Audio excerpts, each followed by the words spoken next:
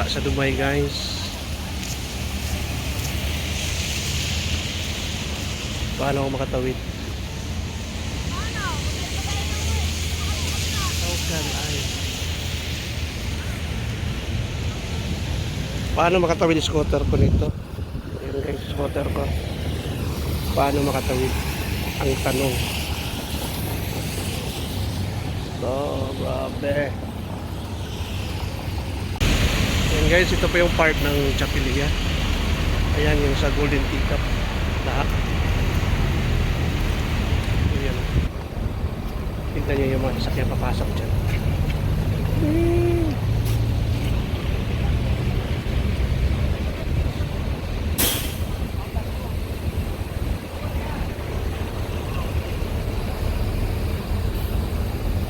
Guys, oh. Tingnan mo gaano kadaming tao dyan, parang piyesta. Dahil sa baha. Nabaha. Bumaha sa Dubai. Kabilaan ka. Parang ilog.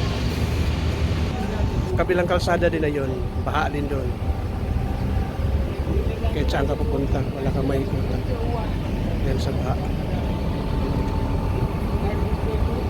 Kabilang kalsada din. May tumirik pa doon na sasakyan kami. Grabe guys, oh. Baha.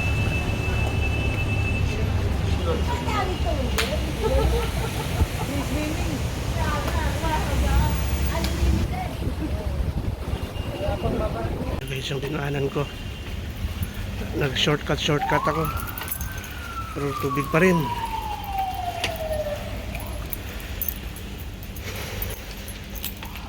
Ay, salamat ko na ng baha dito. Ando ng baha guys, oh, sa part na yun. Yan guys, baha pa rin din dito na banda. Malapit daw sa Sheraton Hotel sa pagtututihan ko. Baha pa rin dito. Yan, oh. Pati doon baha pa rin. Picture taking pa mga loko. What to do my friend? Abanti pa rin tayo guys. Kaya iningatan ko lang itong scooter na hindi mabasa. Guys, baha pa rin din eh. Grabe. So, saan tayo dadaan ito? Baha. Baha man. Paano tayo makatawid?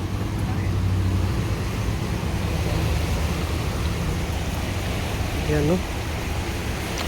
Diyan lang duty ko guys, oh. Yung building na yan. Kaso lang, paano tayo makatawid sa sobrang baha? Yung scooter ko, patay. Sorry. Alaka, grabe dito. Yan guys, oh. Grabe ang baha dito. Oh my God.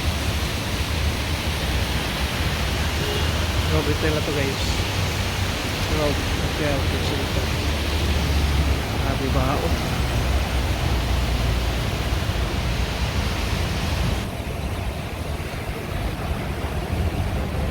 Grabe guys. Oh yan guys, oh, nagpaan na lang ako. Grabing ano. Kung may isda na dito, masarap aming wit. Para ng ilog eh.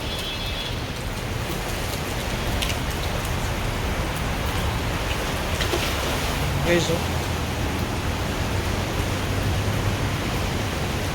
Parang ilog. Kunti na lang makakatawid na ako. Guys, nakarating din sa trabaho, safe and sound. Nakarating din sa opisina guys. Mabush, see you in my next vlog.